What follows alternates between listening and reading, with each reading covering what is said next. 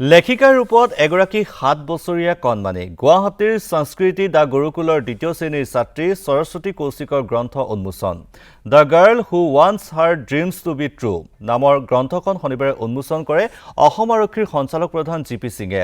গুৱাহাটীৰ উলুবাৰীত থকা আসাম পুলিচ ইনষ্টিটিউটৰ প্ৰেক্ষাগৃহত অনুষ্ঠিত এক অনুষ্ঠানত ডিজিপি জি.পি. সিঙে উন্মোচন কৰে কণমানি সৰস্বতী কৌশিকৰ গ্ৰন্থখন সৰস্বতী কৌশিকৰ পিতৃ ডাক্তৰ নাৰায়ণ ছেত্ৰী তেজপুৰ চিকিৎসা মহাবিদ্যালয় হাস্পতালৰ চিকিৎসক আৰু মাতৃ ৰজি ৰাণী শৰ্মা অসম আৰক্ষীৰ অপৰাধ অনুসন্ধান শাখাৰ অধীক্ষক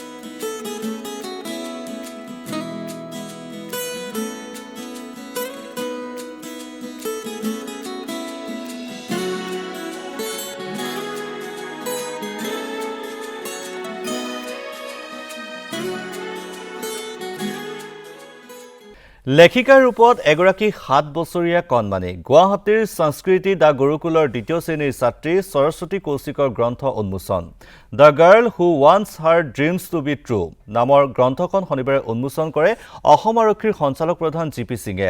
গুৱাহাটীৰ উলুবাৰীত থকা আসাম পুলিচ ইনষ্টিটিউটৰ প্ৰেক্ষাগৃহত অনুষ্ঠিত এক অনুষ্ঠানত ডিজিপি জি.পি. সিঙে উন্মোচন কৰে কণমানি সৰস্বতী কৌশিকৰ গ্ৰন্থখন সৰস্বতী কৌশিকৰ পিতৃ ডাক্তৰ নাৰায়ণ ছেত্ৰী তেজপুৰ চিকিৎসা মহাবিদ্যালয় হাস্পতালৰ চিকিৎসক আৰু মাতৃ ৰজি ৰাণী শৰ্মা অসম আৰক্ষীৰ অপৰাধ অনুসন্ধান শাখাৰ অধীক্ষক